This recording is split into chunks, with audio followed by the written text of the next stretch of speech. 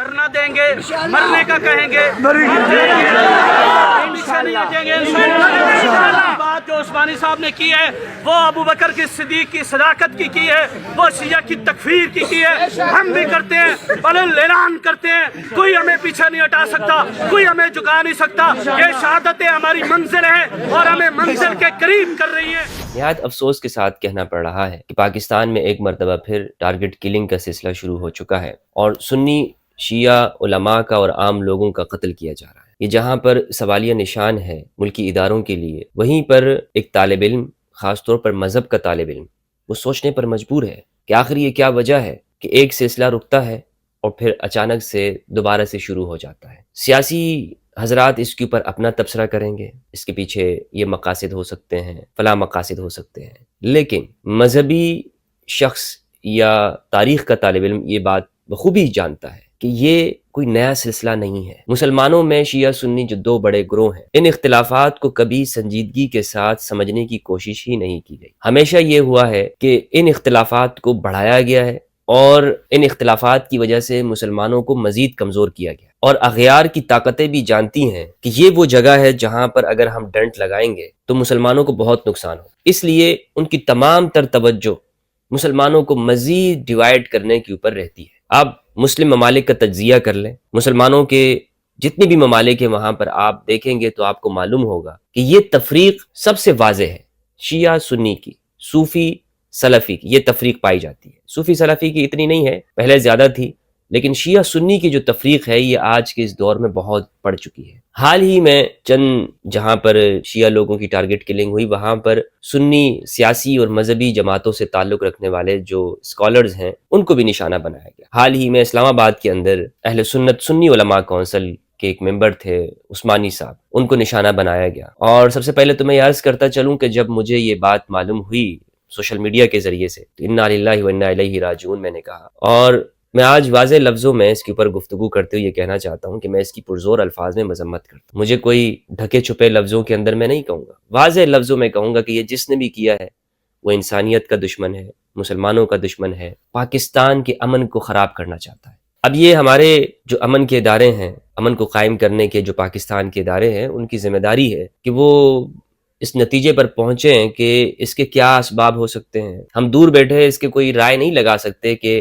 कोई तंजीमी इख्तिलाफात है या बैरूनी इशारे हैं, क्या है, इस पर मैं बात नहीं करना चाहूँगा, बल्कि सिर्फ यही कहना चाहता हूँ कि मैं इस वाक़े की पुरज़ोर अल्फाज में मज़म्मत करता हूँ और मैं उनके लवाहिकीन से इज़हार ताज़ियत भी करता हूँ। अब यहाँ पर लेकिन एक सोचने की बात है कि उनके इज्तिमा में कुछ ऐसी बातें की गई हैं जिस पर मैं अपनी राय देना चाहता हूँ और ये बहुत ज़रूरी है। देखिए, हम इस वतन में रह रहे हैं, इस पाकिस्तान में हम रहते हैं, हम इस्लाम के तालिब इल्म हैं, तारीख़ के स्टूडेंट्स हैं। हमारा ये फ़र्ज़ है कि हम आने वाली जनरेशन को एक अच्छा मुस्तकबिल दें और हमारा ये भी फ़र्ज़ बनता है कि हम दीन की सही बात लोगों तक पहुँचाएं। यकीन जानिए, जिस दिन मैं किसी की तकफ़ीर करता हुआ पाया जाऊँ तो आप मेरे मुखालिफ हो जाए। आप मुझे वाज़े लफ्ज़ों में कह सकते हैं कि हमदर्द भाई आपने ये बात गलत की है, आपने फ़लाँ की तकफ़ीर की है, उनको काफिर करार दिया। तो तकफ़ीर ये सबसे बड़ा जिन है जो मुस्लिम माशरों के ऊपर हावी हो चुका है, हावी हो गया है। अब एक इज्तिमा में एक मरतबा फिर पाकिस्तान की सड़कों पर काफिर काफिर शिया काफिर के नारे लगाए जा रहे हैं,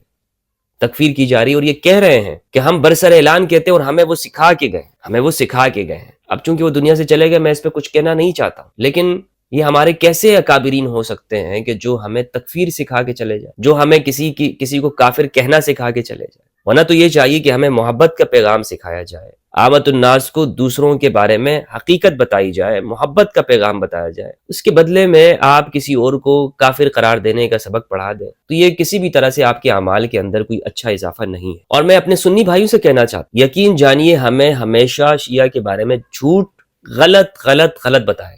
110% मैं आपसे कहना चाहता हूँ मेरे भाई, मदरसे के अंदर पढ़ने वाले, खा वो देवबंदी नौजवान हो या बरेलवी नौजवान या अहले हदीस मसलक से ताल्लुक रखने वाले, मेरे भाई, आप सरहद से आए हैं, आप KPK से आए हैं, पंजाब के दूर दराज इलाकों से आए हैं, कोई रहीम यार खान का है, कोई मुजफ्फरगढ़ का है, कोई सादिकाबाद का है, कोई खैरपुर लाड़काना का, कोई कराची का है, बलोचिस्तान, खुजदार, पंजगूर से आए हुए हैं, कलात से आए हुए हैं, मदारिस के अंदर पढ़ने वाले जो तलबा किराम है। आप किस लिए मदरसों में आए? आप इसलिए आए हैं कि आप क़ाल अल्लाह क़ाल रसूल को सीखेंगे और वापस अपने इलाकों में जाकर اپنی اپنی فکر کے مطابق لوگوں کو دین کا مسئلہ بتائیں گے. آپ کو والدین نے اس لیے بھیجا ہے کہ آپ دین کی خدمت کریں گے، اس لیے نہیں بھیجا کہ آپ یہاں پر آ کر دوسروں کو کافر بنانے کا طریقہ اور سلیقہ سیکھیں. یہ بالکل اس مقصد کے لیے آپ کو نہیں بھیجا گیا. تو اس لیے میں چونکہ آپ ہی کا فرد ہوں، مجھے معلوم ہے کہ ہمیں جھوٹ پڑھایا گیا، ہمیں جھوٹ بتایا گیا. یقین جانیے لوگوں کے اسلام سے پھرنے کا ایک بڑا سبب یہ بھی ہے کہ مدارس کے اندر فرقہ واریت سکھائی جاتی ہے. کچھ لوگ اس کا انکار کرتے ہیں اور وہ کہتے ہیں نہیں، باہر کے لوگ ہیں، انہیں پتہ نہیں ہے. مدرسے کے اندر ایک دن بھی گزارا نہیں ہوتا اور مدرسے کے وکیل بن جاتے ہیں. ہم تو 10-12 سال مدرسے کے اندر ہم نے تعلیم حاصل کی ہے. میں ان کا احسان مند ہوں اپنے اساتذہ کرام کا، جنہوں نے مجھے قرآن مجید کی تعلیم دی، جنہوں نے مجھے قرآن کا ترجمہ فقہ کی تعلیم دی، ان کا احسان مند ہوں. لیکن میں اپنے طلباء بھائی جو دور دراز علاقوں سے مدارس میں آتے ہیں، میں ان کا بھی خیر خواہ ہوں، خیر اندیش ہوں. تو ان سے بھی میں کچھ باتیں یہی کرنا چاہتا ہوں کہ آپ لوگ اس چیز میں نہ آئیے گا. آپ کو مدارس میں اس لیے نہیں بھیجا جاتا کہ آپ دوسروں کے بارے میں نفرت سیکھیں یا اپنے ذہن میں اپنے دل میں نفرت بنا کے بیٹھ جائیں اور آپ واپس علاقوں میں جائیں اور وہاں پر مسجد میں جا کر آپ دوسرے فرقوں کی تکفیر کرنے لگے، ان کے خلاف بات کریں. آپ قرآن مجید رکھیں، قرآن کا ترجمہ لوگوں کو سکھائیں، لوگوں کو دین کے بنیادی مسائل کا علم نہیں ہے. تو بہرحال یہ چیزیں ہمیں سکھائی گئی. اس لیے میں یہ کہنا چاہتا ہوں کہ جو میرا مخاطب سنی نوجوان ہے، یہ ساری باتیں میں اپنے سنی نوجوانوں سے کہنا چاہتا ہوں کہ ہمیں یہ جھوٹ بتایا گیا ہے. آپ میری ویڈیوز دیکھیں، میں اپنی زندگی کو آپ کے سامنے اس لیے رکھ رہا ہوں کہ میں آپ ہی میں سے ایک فرد ہوں، آپ ہی میں سے ایک فرد. مجھے بھی یہ پٹی پڑھائی گئی تھی کہ کافر کافر، شیعہ کافر. میں بھی محرم کے دنوں میں سمجھتا تھا کہ یہ لوگ اس میں غم منانا حرام ہے، ناجائز ہے، بدعت ہے. میں بھی یہ سمجھتا تھا کہ ان کے ہاں قرآن الگ ہے. میں بھی یہ سمجھتا تھا کہ یہ امام علی کی عبادت کرتے ہیں، یہ لوگ ان کو اللہ مانتے ہیں، یہ ان کی مساجد الگ ہیں، امام بارگاہ اس نام کو بگاڑ کے ہم کہتے تھے. یہ ساری چیزیں ہمیں بتائی جاتی رہیں، لیکن ان میں سے ہر بات غلط ثابت ہوئی ہے. اور میں تو یہ کوشش کرتا ہوں کہ جو چیزیں مجھے بتائی گئی کہ شاید ان میں سے کوئی ایک چیز سچ ثابت ہو جائے. میں نے بہت کوشش کی کہ وہ چیز پروف ہو جائے جو ہمیشہ ہمیں بتائی گئی. یعنی ان کا قرآن الگ ہے، تو ہمیں ان کا قرآن، وہ تو اسی طرح کا قرآن ہمیں ملتا ہے. ان میں حافظ نہیں ہوتے، ہم نے اپنی آنکھوں سے ان میں حافظ قرآن دیکھے ہیں. یہ قرآن کو حفظ کرتے ہیں، ان میں مدارس ہیں، قرآن سے محبت کرنے والے. شیعہ کا اگر اصل چہرہ آپ نے دیکھنا ہو تو کبھی ان سے ملو تو صحیح. میں کیوں اس چیز کے اوپر اتنا زور دے رہا ہوں؟ میں انٹرفیتھ ہارمنی پہ کام کرتا رہا ہوں، میں غیر مسلم لوگوں کے پاس گیا، ان کی باتگاہوں میں گیا ہوں، ان کے بارے میں بھی ہمیں غلط بتایا گیا. چونکہ مثال کے طور پر آپ ہندوؤں کو لے لیں، ہمارے یہاں پاکستان میں ہندو پائے جاتے ہیں اور اب تو بہت کم ہو گئے ہیں، لیکن جن علاقوں کے اندر ہیں بہت امن کے ساتھ اور پیس کے ساتھ رہتے ہیں. ہم شاید یہ سمجھتے ہیں کہ جو بھی ہندو ہوتا ہے وہ ہندوستانی ہوتا ہے، یہ ہمارے دماغ میں ہوتا تھا. اب بھی اگر آپ دیکھیں گے ہمارے بچے بھی جو ہے وہ یہ پوچھتے ہیں، اگر وہ کسی ایسی خاتون کو دیکھ لیں کہ جس نے سندور لگایا ہوا ہے تو وہ یہ سمجھتے ہیں کہ یہ انڈین ہے. اور یہ بالکل اسی طرح کی بات ہے جیسے یورپ کے اندر جو وہاں کے رہنے والے لوگ ہیں وہ اگر کسی مسلمان کو دیکھ لیں تو وہ یہ سمجھیں کہ یہ پاکستانی ہے، یعنی ہر مسلم پاکستانی ہے، وہ شاید یہ سمجھے. تو یہ بات غلط ہے. اسی طرح ہم دوسروں کے بارے میں جاننے کی کوشش نہیں کرتے. تو اس لیے میں زیادہ بات کر رہا ہوں. پہلے میں انٹرفیتھ ہارمنی پہ بھی بات کرتا تھا، اب بھی کرتا ہوں، لیکن ہمارے معاشرے میں اس سے بڑا ایک مسئلہ ہے اور وہ یہ ہے شیعہ سنی کا مسئلہ. اکثریت آبادی اہل سنت والجماعت کی ہے اور انہیں ہی نہیں پتا کہ امام بارگاہ کیا ہوتا ہے، یہاں پر بیٹھ کے یہ لوگ کرتے کیا ہیں. جھوٹ پھیلائے گئے ہیں، جھوٹ بتائے گئے ہیں. تو مجھے بتائیے ایسے میں ہمارا ملک ترقی کیسے کر سکتا ہے؟ ایسے میں ہم دنیا میں آگے کیسے بڑھ سکتے ہیں؟ ایسے میں ہم دین کا صحیح پرچار کیسے کر پائیں گے؟ ایک مولوی صاحب وہ سارا دن یا وہ جمعے کے دن ساری تقریر دوسرے فرقوں کے خلاف کرتا ہے، لیکن اسے پتہ نہیں ہوتا کہ دوسرا فرقہ ہے کیا، اس کے معتقدات، وہ ان سے ملا نہیں ہوتا. اس نے جو کتابوں میں پڑھا ہے ان کی کتابیں بھی نہیں پڑھی، اسے جو بتایا گیا ہے وہ اسی کا پرچار کرتا رہتا ہے. ساری زندگی اس کی گزر جاتی ہے، وہ یہی کہتا رہتا ہے کہ یہ لوگ ایسے ہیں، یہ یوں ہیں، یہ یوں ہیں، یہ یوں ہیں. ملنے کی کوشش ہی نہیں ہوتی ہے. آپ اپنی فیملی کو لے کر، اگر آپ کی فیملی، آپ پریشان ہیں اور آپ کی فیملی میں اس طرح کے نفرت کے جذبات پائے جاتے ہیں، یا آپ مدرسے کے اندر ہیں اور آپ نے یہ بات سن لی ہے کہ ان کے یہ عقائد ہیں، تو آج کے اس جدید دنیا کے اندر بہت آسان ہو گیا ہے معلومات کو چیک کرنا. آپ گوگل پہ چیک کر سکتے ہیں، یا آپ کو کسی استاد نے یہ بتایا کہ یہ لوگ کافر ہیں تو آپ چلے جائیں ان کے پاس، مل لیں، ان سے پوچھ لیں کہ ہم نے آپ کے قرآن کے بارے میں یہ سنا ہوا ہے، وہ آپ کو بتا دیں گے. تو یہ تو کوئی مشکل نہیں ہوا نا آج کے دور میں. لیکن افسوس یہ لوگ کھڑے ہو کر چوک چوراہوں پر اب بھی یہ کہہ رہے ہیں کہ ہم نے اس مشن کو جاری رکھا۔ میں پوچھنا چاہتا ہوں کہ آپ اس نفرت کے بیوپار کے اندر کب تک چلتے رہیں گے؟ اگر آپ کہتے ہیں کہ یہ لوگ صحابہ کی توہین کرتے ہیں، صحابہ کو گالی دیتے ہیں، میں مان لیتا ہوں کہ صحابہ کو گالی دیتے ہیں، اول تو یہ بات صحیح نہیں ہے، گالی دینا میں کئی مرتبہ کہہ چکا اور ان کے علماء بھی کہہ چکے ہیں کہ ایسا نہیں ہے۔ بڑے سے بڑا رافضی بھی جسے آپ کہتے ہیں نا، ایران کے آپ دشمن ہیں، وہاں پر بھی اس چیز پہ پابندی ہے، وہاں پہ بھی حالانکہ ہونا یہ چاہیے تھا کہ جو صحابہ کے دشمن ہیں آپ ان کو ایکسپوز کرتے ہیں، جو کہ احادیث کے اندر ہے کہ کون شخص ممبر پہ بیٹھ کے علی کو گالیاں دیتا رہا، تو صحابہ سے بغض رکھنے والے کون لوگ ہیں، حقیقت میں آپ ان کو ایکسپوز کرتے ہیں، لیکن آپ تو ان کا دفاع کرتے ہیں، ان کو تو ایکسپوز آپ کرتے نہیں ہیں۔ تو یہ آج کے اس دور میں بہت آسان ہے کسی کو معلوم کرنا، مگر پھر بھی آپ اسی نفرت کو لے کر آگے چل رہے ہیں اور بتا رہے ہیں کہ یہ صحابہ کے گستاخ ہیں۔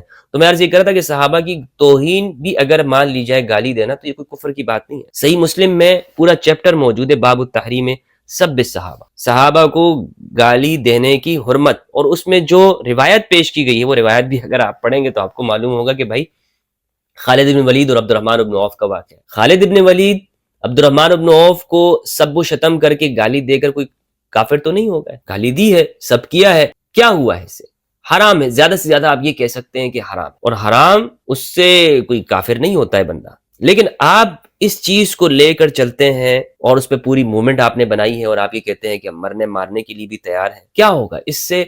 کیا مسائل کا حل نکل سکتا ہے؟ آپ اپنے اختلافات کو، اپنے حق کو، جو آپ کا طریقہ ہے اس کو بیان کریں، جو دوسرے کا مسلک ہے وہ اس کو بیان کرے گا۔ یہ جو مرنے مارنے کا سلسلہ جو شروع ہو رہا ہے، یہ جو شروع کیا جا رہا ہے یا شروع کرنا چاہتے ہیں، اب تک مجھے بتائیں اس سے کوئی فائدہ آپ کو ملا؟ کوئی فائدہ آپ کو ملا؟ آپ مجھے بتا سکتے ہیں کہ آپ کہیں کہ جناب ہمیں یہ فائدہ ہوا ہے؟ کوئی فائدہ آپ کو نہیں ملا۔ اور یہ اس انٹرنیٹ کے دور میں تو آپ کیا کوئی بھی نہیں روک سکتا۔ اگر کوئی یہ سمجھتا ہے نا کہ ہم روک لیں گے، نہیں روک سکتے۔ اس کا حل یہ ہے، اور میں یہ سمجھتا ہوں کہ لوگ گھبرا گئے ہیں، یہ گھبرائے ہوئے ہیں کیونکہ اس جدید دور میں جب سوال جو آپ پہلے جھوٹ بولتے رہے ہیں وہ تو اشکارا ہو رہا ہے نا لوگوں کے اوپر، اور آپ کے پاس کوئی جواب موجود نہیں ہے کہ آپ ان کو دے سکیں، تو اب آپ کے پاس ایک ہی حل رہ گیا، اور وہ ہے یا تو مارنا، یا تکفیر کرنا، یا جلاؤ گھیراؤ کرنا، یا اس طرح کی بات کرنا۔ تو شیعہ کا اگر اصل چہرہ آپ نے دیکھنا ہے، میں اس لیے اس پہ زیادہ بات کر رہا ہوں کہ یہ ہمارا سب سے بڑا مسئلہ ہے، بہت بڑا، ایکس مسلم سے بھی بڑا مسئلہ، الحاد سے بھی بڑا مسئلہ، ہر طرح کے فتنوں سے بڑا مسئلہ ہمارا یہ ہے کہ مسلمانوں میں یہ تفریق بہت ایکسٹریم لیول کے اوپر موجود ہے، شیعہ سنی، اس کا خاتمہ ضروری ہے، ایکسٹریم لیول کا۔ دیکھیں اختلافات نہیں ختم ہو سکتے، اس ایکسٹریمزم کا خاتمہ کرنا ضروری ہے، اور اس میں سمجھتا ہوں کہ ہمارے جو ادارے ہیں، ریاست ہے، اس کا بہت بڑا فیلئر ہے۔ آپ ہمیشہ الٹا کام کر جاتے ہیں۔ جو بنیادی چیز ہے تکفیر، کسی کو کافر قرار دینا، آج تک اس پہ پاکستان میں پابندی نہیں ہے۔ کیوں نہیں ہے؟ پابندی لگائیں آپ اس چیز پہ، برسر عام اگر کوئی کسی کو کافر کہے، کافر کافر کا نعرہ لگائے، اس کو پابندی لگائیں، اس کے اوپر اس کو 10 سال کی قید آپ اس کو دے دیں، جرمانہ کر دیں، کیسے یہ ختم نہیں ہوتا یہ مسئلہ؟ کیسے ختم نہیں ہوتا؟ کیا ہمارے یہاں پر جمہوریت کفر کا نعرہ نہیں لگایا جاتا؟ اور کیا یہ جو دہشت گرد تنظیمیں ہیں وہ اس نعرے کا استعمال نہیں کرتی ہیں؟ اور دوسرے مسلمان فرقوں کی تکفیر کے نعرے یہاں پر نہیں لگائے جاتے؟ پابندی کیوں نہیں لگا رہے؟ کیوں نہیں لگا رہے؟ اس کو کیوں آج تک چھوٹ دے رکھی ہے اور اس پر کوئی بات نہیں کرتا؟ اس لیے کہ جتنے بھی مذہبی طبقات ہیں، میں سمجھتا ہوں یہ فرسودہ ذہنیت کے حامل رجت پسند طبقات، جنہوں نے مسلمانوں کو ڈیوائیڈ کیے رکھا ہے، اور ان کا فائدہ اسی میں ہے کہ مسلمان آپس میں لڑتے ہیں۔ رجت پسند، جب مذہب وہ ترقی سے نکل جائے، انسانوں کی فلاح کے بجائے انسانوں کو نقصان کے اندر استعمال ہو رہا ہو جو مذہبی تعلیمات ہیں، تو رجت پسند ہوتی ہیں۔ یعنی آپ دیکھ لیں کہ قرآن عدل کی بات کرتا ہے، لیکن یہ لوگ فرقوں میں پڑے ہوئے ہیں، عدل کی بات یہاں پر نظر نہیں آتی، انصاف کی، جسٹس کی بات نظر نہیں آتی۔ تو یہ ساری رجت پسندانہ جو ان کی تعلیمات ہیں وہ باقی رہ گئی، یعنی رسم و رواج، وہ اصل چیز ختم ہو گئی ہے ان سے۔ اب یہ آپ اس سڑکوں کے اوپر جو کچھ بھی یہ ہو رہا ہے، ایک مرتبہ پھر اس کا سلسلہ شروع ہوا ہے، سنجیدگی کے ساتھ اس کو لینا چاہیے، بہت سنجیدگی کے ساتھ، کہ یہ جو تکفیر کا سلسلہ شروع ہو رہا ہے، دوسروں کو کافر قرار دیا جا رہا ہے اور مرنے مارنے کی باتیں کی جا رہی ہیں، یہ انتہائی حد تک خطرناک ہے۔ پوری دنیا میں یہ آگ لگائی گئی، اور اب آگ لگانے والے تو اس کے بعد مزے لیتے رہتے ہیں، وہ دیکھتے ہیں کہ مسلمان آپس میں لڑ رہے ہیں، یہ بدلہ لینے کی باتیں کرتے ہیں۔ میں آپ کو حقیقت بتا رہا ہوں، میں اپنے سنی نوجوانوں سے جو میں بات کر رہا ہوں، اس کا مقصد یہ ہے کہ آپ نے کبھی ان کی اچھائی دیکھی نہیں ہے شیعوں کی۔ ان میں سے ایک ایک شخص کے دل میں اہل بیت کی محبت وہ معجزن رہتی ہے، یہ محبت کرتے ہیں، یہ اہل بیت سے محبت کرتے ہیں، ٹوٹ کر محبت کرتے ہیں اہل بیت سے۔ اہل بیت کا نام لے لیں،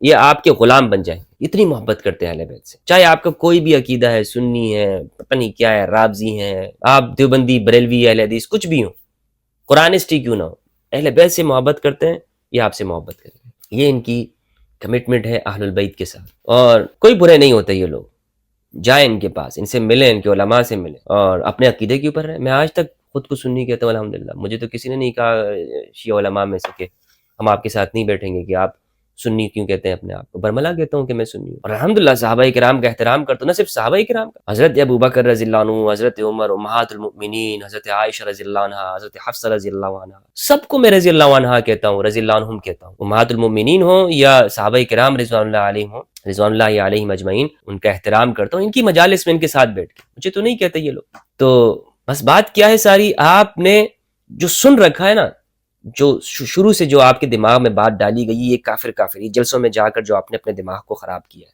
اس کو نکال، پہلے جو سیکھا ہوا ہے اس کو ان سیکھا کریں، اس کو ختم کریں، ڈیلیٹ کریں، لکھے ہوئے کاغذ کے اوپر جب تک اس کو ڈیلیٹ نہیں کیا جائے، مٹایا نہ جائے، کچھ اور لکھا نہیں جاتا، تو آپ نے جو کچھ لکھا ہوا ہے نا اپنے دماغ میں، اس کو نکالنا پڑے گا۔ تو ایک مرتبہ جو پھر سے یہ سلسلہ شروع ہوا ہے پاکستان میں، اس کی میں مذمت کرتا ہوں، اور یہ امید کرتا ہوں کہ ہمارے نوجوان ان برغلاؤں میں نہیں آئیں گے اور اس کو مسترد کر دیں گے انشاءاللہ عز و جل۔ ہم نے اگر یہ نہج اپنائی کہ ہم خود چل کر گئے اور ہم نے تحقیق کی، تو میں سمجھتا ہوں انشاءاللہ عز و جل ہم ہر طرح کے فتنوں سے باہر نکل جائیں گے، اور ہم خود کو بھی اور اپنے ملک کو بھی بہت بہتر بنا سکتے ہیں۔ بہت بہت شکریہ دوستو۔